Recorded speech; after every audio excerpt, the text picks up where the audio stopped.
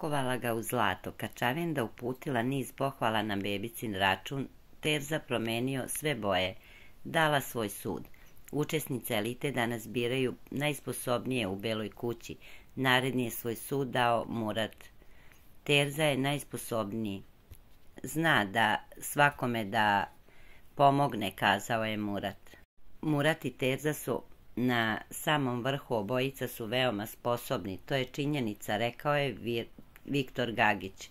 Ivan zna sve, zna da opere i posloži, umesi hleb kad je to potrebno. Naravno da ću da navedem njega, rekla je Sandra Todić.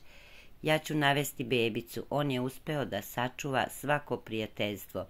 Bude pored svoje devojke i pomogne svakome ovde. Da, jesam pristrasna, jer je to član moje ekipe.